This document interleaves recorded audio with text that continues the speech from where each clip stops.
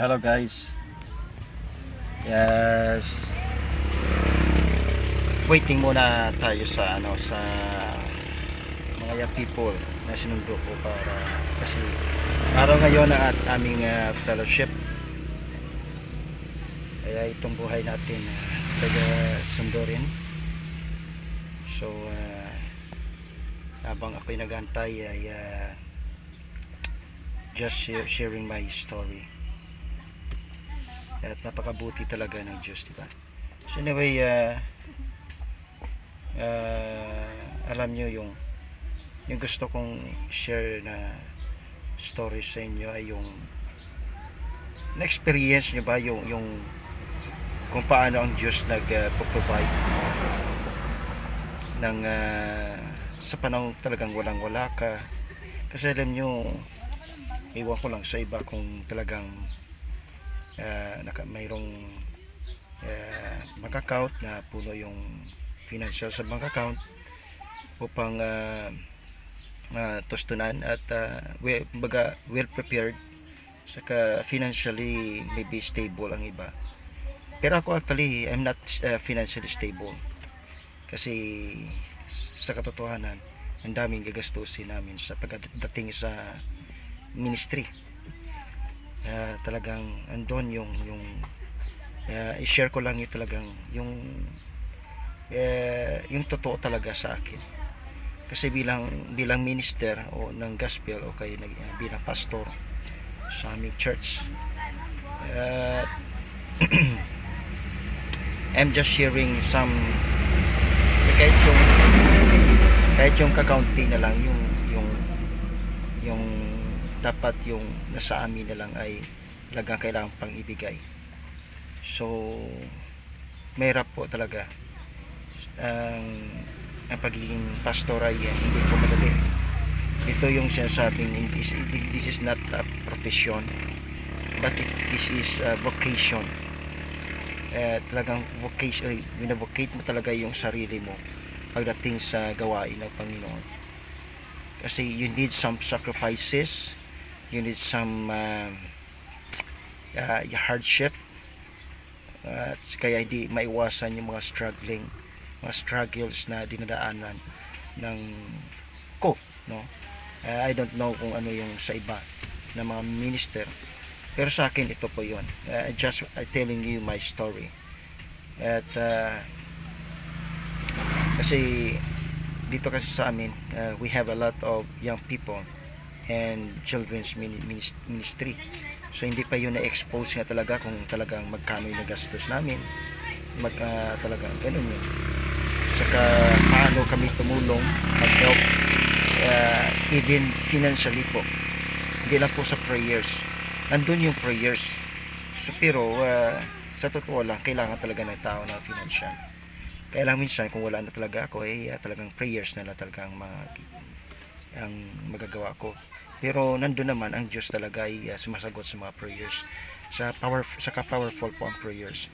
Just believe when you pray, and I do believe na ma-receive mo talaga yun. Kaya sa akin po, yun po ay yung experience ko po.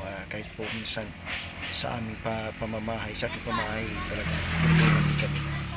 Kaya ako ay nagpapasalamat po talaga. I'm so blessed na may sa aking daughter. Isa lang po yung anak kong babae.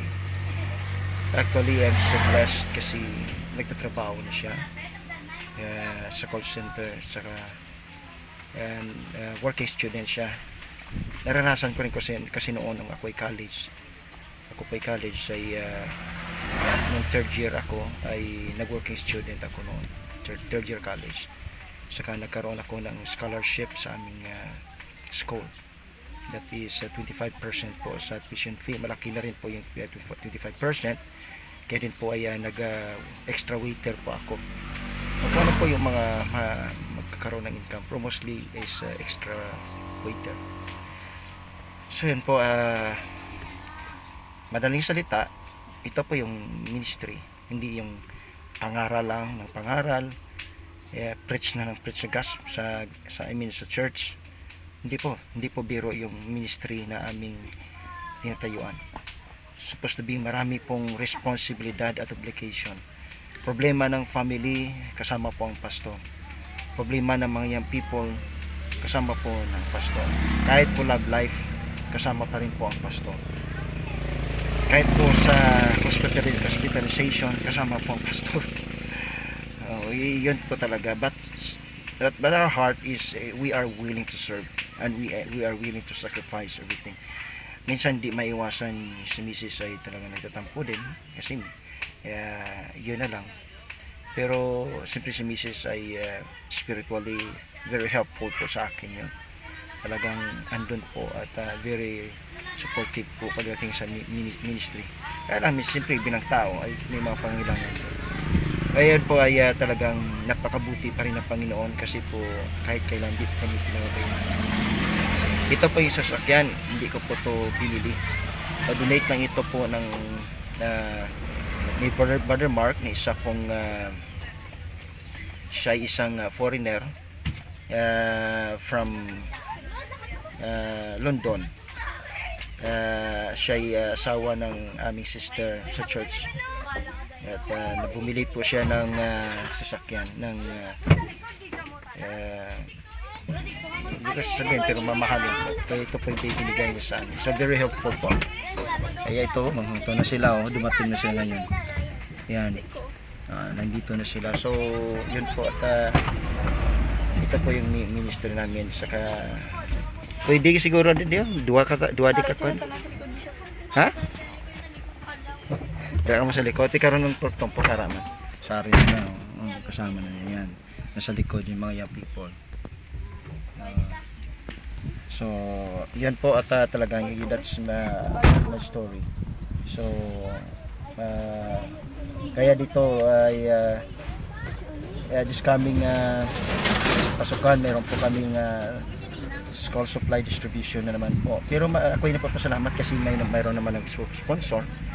Talagang blessed ako kasi may mga tao talagang willing mag-help po sa aming church. At nasa abroad din po sila. So very helpful po. Kasi ganun din po ay siyempre dati talagang matagal na po nag-sponsor tayo sa mga students. Pero hindi siya informal lang siya kasi. So ngayon ditong pasukan ay talagang i-formality ko na yung sponsorship. Sana maabot ko yung 20 to 30 students na matutulungan. Except pa yun sa mga workers.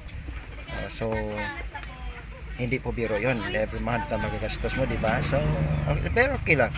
At least, I do my part at kung ano po yung magagawa na po namin o tulad ko po, yun po ang buhay namin at ang kaligayahan po na ko ay sa gawain ng Panginoon upang hindi lang po yun dahil sa pangaral ng salita, kailangan po may good works na kasama. Hindi po pwede na puro salvation. Kailangan po yung magagandang gawa din po. I believe po sa grace ng Panginoon. Pero tayo mga believers, mga Christian, ay dapat po tayo magbigay. Kasi naniniwala po ako sa sinabi ni Apostol Pablo that for God love it that shall forgive her. So yun po. At salamat po sa pakinig. That's my story. Next time po, I share ko yung mga story ng iba kung paano po ang buhay namin. Okay? So don't forget to like and subscribe to this channel. Hindi pa po kayo nakapag-subscribe. Pero para malaman ko nag-subscribe kayo, comment na po kayo. Hindi na kailangan po ipalam na nag-subscribe kayo as long na nag-comment kayo. At kung nakita ko hindi ka pa ako nakapag-subscribe kayo, I'm going to subscribe. Tatapusin ko talaga yung video nyo para pasok na pasok. So ito po si Pastor Ronnie Arbel. Salamat po sa pakinig.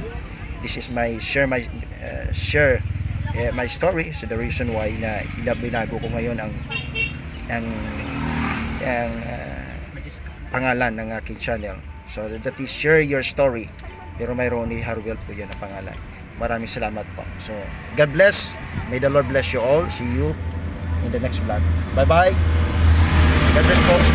Bye bye.